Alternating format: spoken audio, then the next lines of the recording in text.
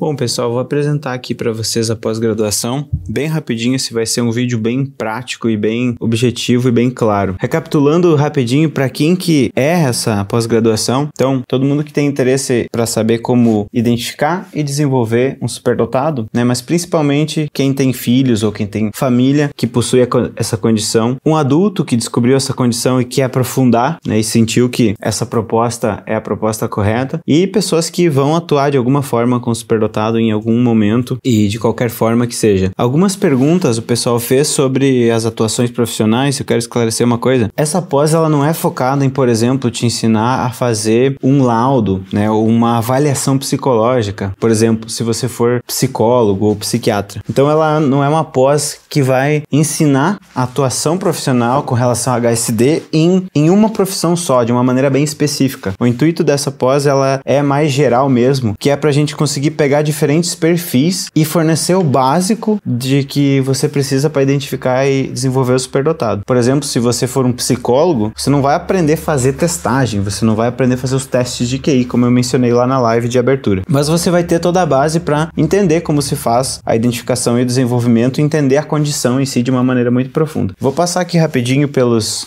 disciplinas, né, e o objetivo de cada disciplina para você conhecer melhor qual que é a proposta de cada uma e você vai entender muito bem aqui do que eu tô falando. Aqui a gente tem uma disciplina que é a neurociência da superdotação. A base dela é entender como que o cérebro do superdotado funciona e como que esse cérebro diferente causa um impacto no comportamento dessa pessoa, na parte emocional dela, na parte cognitiva dela, por que esse cérebro funciona assim. Então é basicamente estudar o cérebro, neurociência da superdotação. É o que existe no cérebro de uma pessoa com alta inteligência que possa ser identificado como uma coisa diferente do típico, né? Diferente do normal. Então aqui a gente vai estudar essa inteligência da neurodivergência chamada superdotação. A gente vai ver também o fator genético da superdotação com uma geneticista, que é a Daiane Simão, que ela tem uma vasta experiência em análise genética e publica também papers sobre isso. E a gente vai desvendar qual é a base da superdotação, de onde ela vem, né? A gente vai estudar a hereditariedade da superdotação, né? O fator genético dela, o papel dos genes, quais genes são, né? O que esses genes fazem. Então investigar de onde vem a superdotação, né? Que é aquilo que eu chamo de potencial, né? De onde vem esse potencial que faz depois essa expressão de inteligência na vida adulta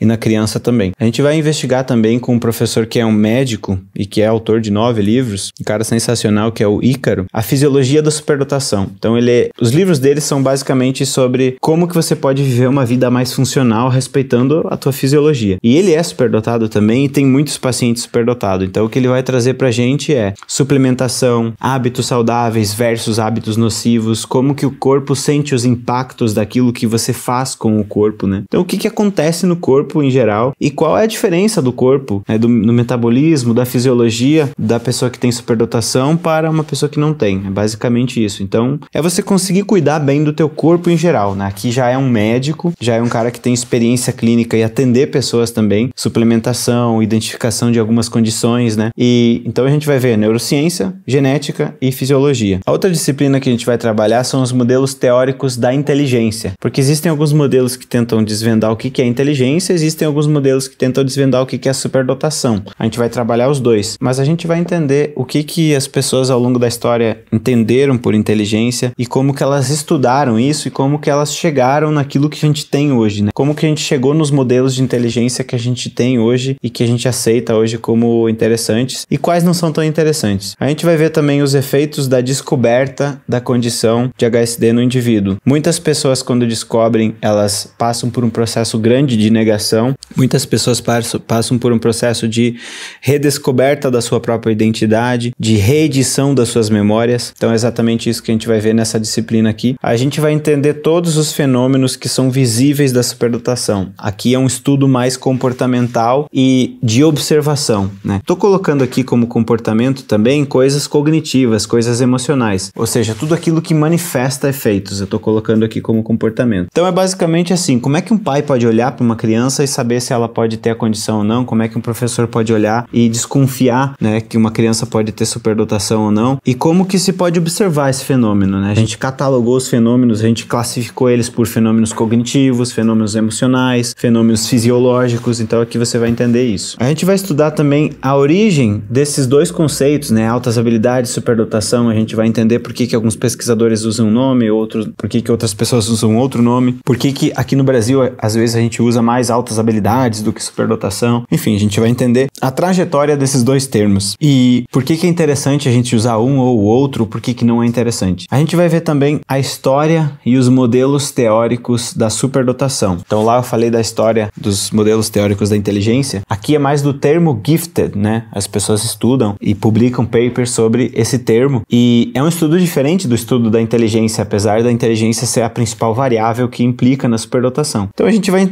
entender essas duas coisas. Depois a gente vai juntar elas na hora certa, mas a gente vai conseguir estudar elas de maneira separada também. Então aqui a gente vai entender também por que essa condição nunca ganhou público como está ganhando agora. Por que essa condição sempre foi meio obscurecida, né? Existem algumas razões técnicas, né, científicas pelas quais isso não aconteceu, e existem algumas razões que você vai entender por que só agora a gente está falando tanto desse termo e por que agora isso está tomando essa proporção grande. A gente vai entender também com o Caio Gibaili, que é um mestre de fazer diagnóstico diferencial. Ele vai identificar ali o que é TDAH, o que é superdotação, o que é autismo, quais os quadros emocionais que as condições que são parecidas com a superdotação podem apresentar, como por exemplo depressão, ansiedade. Então aqui é um mapa para você entender o que você tem ou o que a pessoa que você está tentando ajudar tem. Então é como você conseguir diferenciar essa condição de outras ou juntar ela com outras, né? Por exemplo, a dupla excepcionalidade, que é o que eu tenho, que é o TDAH mais a superdotação. Quando que a gente fala em dupla excepcionalidade e quando que a gente fala em superdotação isolada? Qual a diferença? Qual a semelhança? Onde se juntam? Onde se separam?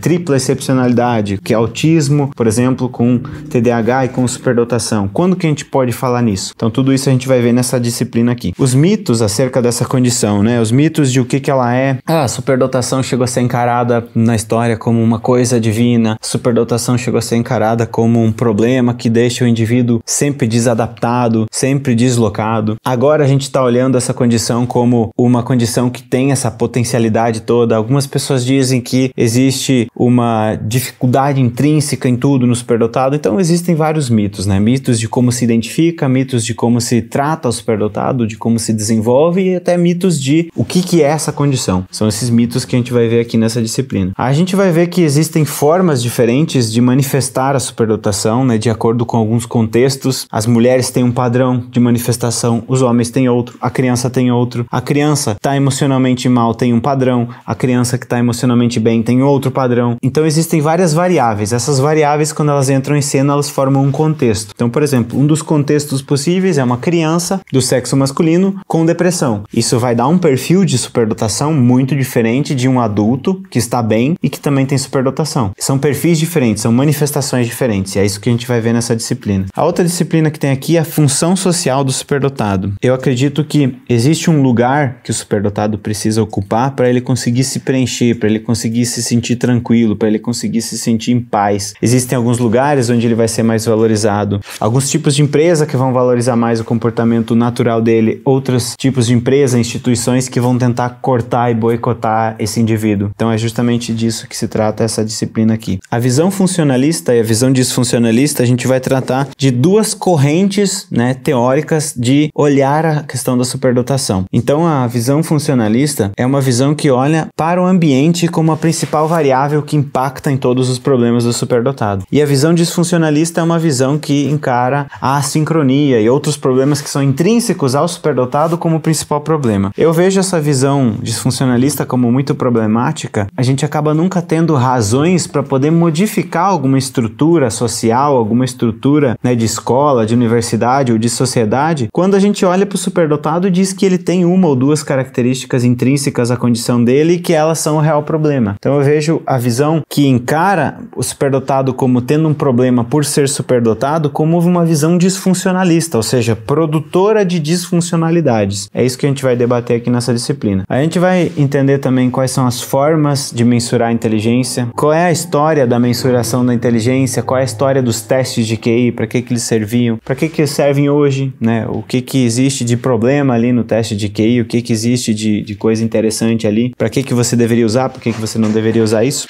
As vias de identificação, a gente vai entender como que você pode observar, né, identificar a condição pela via comportamental, pela via psicométrica, que é geralmente a via usada nos testes, né, de testes de QI, testes de personalidade, que a psicometria é basicamente uma união da psicologia com a matemática, né, é uma união da estatística com a psicologia, que visa mensurar aspectos psicológicos.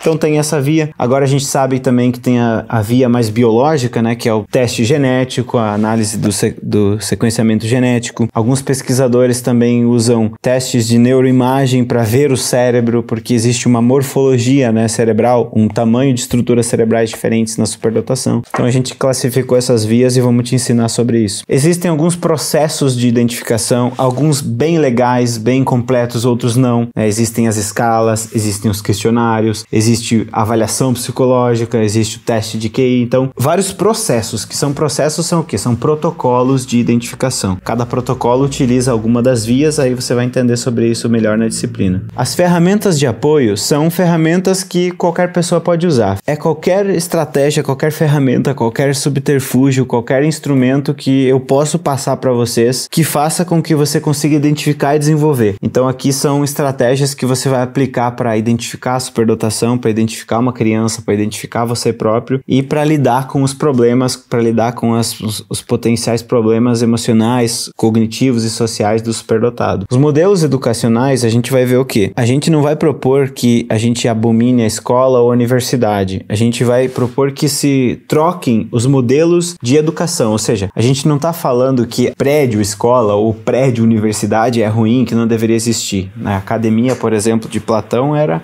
academia, era aquilo que deveria ser a universidade. Mas o que a gente vai trazer é um modelo de educação, um modelo de ensinar, um modelo de trabalhar essa relação de aprendizagem que funcione para o superdotado. Muitas escolas tentam fazer o quê? Pegar esse modelo que não funciona muito e acelerar o indivíduo. Pegar esse modelo que não funciona muito e fazer mais rápido. Então o que a gente está propondo aqui é a gente parar e olhar para o modelo todo e ver o que tem de errado nele e ver o que poderia ser modificado e melhorado. O ciclo da superdotação é o que acontece desde você ter um grande potencial até você ter um impacto desse potencial expressado. Aqui eu trago uma pergunta que os meus sócios me fizeram uma vez, eles falaram assim: qual é a principal variável que você notou das pessoas que usavam muito bem a sua inteligência e tinham ela desenvolvida? Ou seja, pessoas que pegaram aquele potencial que elas tinham e desenvolveram isso e ficaram com esse potencial, e esse potencial se tornou realmente uma ferramenta, se tornou repertório, se tornou alguma coisa valiosa, né? E não somente um potencial. Aqui a gente vai ver como que libera esse potencial, o que bloqueia esse potencial e qual o papel desse impacto na manutenção desse potencial e na expressão da inteligência. Então aqui a gente vai estudar muito o processo emocional, né? A motivação, o interesse do superdotado como problemas que podem realmente travar a inteligência dele, dar bloqueios cognitivos, né? Realmente fazer com que ele não consiga utilizar a sua inteligência. Essa disciplina aqui da inteligência como fator-chave, a gente vai entender mais ou menos os movimentos do ser humano ao longo da história e vamos entender o que torna a inteligência do ser humano diferente. O que torna a inteligência do ser humano, que é uma inteligência mais abstrata, essa ferramenta tão poderosa para manipular ferramentas, né, e para tornar o ser humano um ser mais adaptável. O ser humano vive em todos os lugares do planeta, em todos os climas, come qualquer coisa quase e utiliza qualquer coisa como ferramenta. E isso justamente pelo diferencial de inteligência que o ser humano tem. Então a gente vai estudar isso aqui nessa disciplina também. A gente vai ver quais são os principais desafios para um pai educar uma criança superdotada, quais são os principais desafios para uma escola conseguir engajar uma criança superdotada. Então tudo aquilo que diz respeito à educação, quando você fala de um indivíduo que não tem freio comportamental, que não consegue planejar muito bem, que não consegue se jogar no tempo, na frente, prever suas consequências. A gente vai falar também do ambiente, né? Do ambiente casa, do ambiente psicológico, do ambiente emocional, do ambiente cultura e qual que é o impacto disso no superdotado, né? O trabalho, todos esses ambientes que influenciam, principalmente por impactar diretamente no estado emocional. As relações também, aqui vai entrar muito forte o papel das relações, o papel de como que as pessoas influenciam na modelagem de comportamentos do superdotado. A gente vai falar também numa disciplina sobre pessoas com grande potencial, pessoas que desenvolveram um potencial pleno da condição. Então a gente vai analisar alta performance, né? Alta performance dentro da condição da superdotação. Então isso é interessante porque olhando para essas pessoas também a gente consegue copiar algumas estratégias e entender o raciocínio por trás dessas estratégias. Então aqui é sobre o desenvolvimento pleno do potencial que a condição apresenta e como que isso é possível. A gente vai entender também com a Simara, que é mestre em nutrição e que trabalha muito essa questão de alimentação com impacto, né, sistêmico no corpo, analisando bem a parte metabólica, analisando tudo isso e corrigindo deficiências nutricionais com suplementação, como que os nutrientes impactam tanto no desenvolvimento da condição, na criança, né, do desenvolvimento do feto e tudo mais, e também no desempenho, no alto desempenho, na alta performance ou na baixa performance, por exemplo, de um adulto ou de uma criança. Como que isso está relacionado ou pode estar relacionado também com alguns problemas de saúde, como alergias e tudo mais. A gente vai entender a diferença dos graus de superdotação, né, o grau mais profundo, um grau mais leve, o que existe de sensibilidade maior num grau mais profundo de superdotação, como que se manifesta isso, quais são os problemas, quais são as vantagens, né, de uma superdotação mais moderada ou mais leve comparado com uma superdotação mais profunda, ou seja, com o que esses indivíduos de diferentes graus vão se preocupar mais na vida e com o que eles vão ter mais problemas, né? Aqui é interessante porque a maioria das pessoas sempre fala em superdotação existir ou não, mas se você vai olhar, por exemplo, um tratamento auditivo, né, ou tratamento de próprio óculos, como a gente tem aqui, todo tratamento de óculos, todo tratamento de ouvido, existe uma medição do grau da dificuldade, né, uma medição do grau da condição. E aqui é a mesma coisa, né, é óbvio que isso deveria acontecer, mas isso não é muito falado. Ética e princípios de conduta na educação dos superdotados é o seguinte, são regras que são a partir dos fenômenos. Então, por exemplo, você acha que é mais interessante você minar a motivação de um superdotado, fazendo com que ele se interesse à força por alguma coisa, ou você acha que é mais interessante educar um superdotado em casa, por exemplo, ou na escola, de uma forma que você deixe ele livre para buscar o seu próprio interesse? Qual dos dois estados você acha que o superdotado vai ficar mais feliz, vai aprender mais e vai ter mais desempenho? Obviamente, quando ele busca o seu interesse. Então, por exemplo, existe um princípio que é respeitar o interesse da criança. Existe um princípio que é o princípio da amplificação, onde você tenta buscar tudo aquilo que a criança gosta, buscar tudo aquilo que ela admira, que a fascina, e você tenta amplificar isso ao máximo. Por quê? Porque quando a criança tem a liberdade de fazer isso, ela constrói confiança a partir dessa busca que ela faz, disso que a movimenta e que a motiva. E ela estando motivada, ela fica emocionalmente bem e isso expressa mais a inteligência dela. Mas tudo isso só acontece se você segue esse princípio da amplificação, e muita gente faz o contrário. Muita gente diz, essa criança é muito boa em matemática, então eu tenho que ensinar português, e fica limitando o crescimento da criança ou do adolescente, fazendo com que ele fique proibido de fazer aquilo que ele mais gosta. Então, ética e princípios de conduta na educação do superdotado é justamente o que fazer e o que não fazer. É basicamente sobre isso. Os efeitos da invalidação no superdotado, a gente vai analisar dois fenômenos, que é o fenômeno da validação e o fenômeno da invalidação. Existe um processo que eu faço muito em terapia, que é justamente esse. Validar tudo que o sujeito me traz, né? Normalizar aquilo que ele acha que é normal, porque os indivíduos superdotados chegam na fase adulta tendo o costume de serem invalidados, né? Sendo apaziguadores, que nunca conseguem se impor e colocar limites em nada. Então a gente vai ver todos os efeitos disso, a gente vai ver como que deveria ser a validação, o que é a validação, o que é validar um superdotado, né? E os efeitos dessa invalidação, que é o grande vilão que bloqueia tudo e que faz com que todo o emocional do superdotado fique todo desajustado na vida adulta. A gente vai entender também o que a sociedade espera das pessoas e o que o superdotado não consegue entregar. A gente vai entender o que existe de armadilhas, né, sociais e culturais para o superdotado, ou seja, por que ele sempre se sente desencaixado e por que ele se sente sempre alheio e excluído. A gente vai desenhar algumas das principais crises e momentos críticos do superdotado também com relação a crises emocionais. Existem vários momentos onde isso é meio que esperado, e isso é meio que lógico que aconteça, então é interessante você saber para você prevenir ou para você lidar com isso. A gente vai estudar a legislação acerca do HSD, tem uma série de direitos que os pais podem exigir, por exemplo, da escola. Exemplo, muitas pessoas acham que elas precisam ter um laudo para poder solicitar alguma coisa da escola, né, com relação ao seu filho, porém existem legislações que dizem que é um cerceamento de direito a escola te exigir um laudo para poder atender melhor o seu filho, para poder adequar alguma coisa ali na escola, mas a maioria dos pais não sabe isso, então a gente vai trazer uma pessoa que é especialista nisso para dar esse suporte para vocês. A base da superdotação é uma disciplina disciplina que já está upada ali dentro da plataforma, onde você vai entender como que a emoção se estrutura, como que a cognição responde ao emocional e como que o ser humano basicamente concebe a realidade, né? Como que a gente entende o mundo, como que o nosso cérebro entende a realidade. Isso aqui é a base para você entender o disparo de emoções, a desregulação emocional e, portanto, a liberação ou a inibição da inteligência. A gente vai entender as duas visões educacionais, assim, quando que a educação, quando que a escola, quando que a universidade dão errado, né? Por que acontece isso de uma escola se tornar ineficiente para o superdotado ou de uma universidade se tornar ineficiente? Quais são os princípios que governam ali aquela educação que não dá certo, aquela educação institucional ali que não dá certo, né? A gente vai entender essa educação que a gente chama de mecanicista, né? Que faz com que o indivíduo persiga coisas que ele não se motiva, que ele negue o interesse dele, que ele aprenda a viver por autocobranças e por uma busca comportamental de autoexigências em vez de uma motivação. Então concluímos aqui a apresentação. Essa foi uma apresentação breve. Claro que eu não consigo trazer muito da profundidade que eu consegui trazer lá naquelas 3 horas que a gente teve aquela reunião no Zoom, mas eu resolvi trazer esse vídeo aqui para você que ficou de fora lá da reunião, não pôde participar ou assistiu e quer relembrar alguma coisa, esclarecer, possa visitar esse material e entender melhor como é que vai funcionar essa pós-graduação. Lembrando que se você tiver qualquer dúvida, né, você entra em contato com a equipe ali depois de preencher o formulário de interesse que o pessoal vai te ajudar a entender melhor como que pode funcionar para você, o melhor método de você conseguir se matricular. Eu espero que você consiga, se você estiver interessado, e a gente se vê no próximo conteúdo.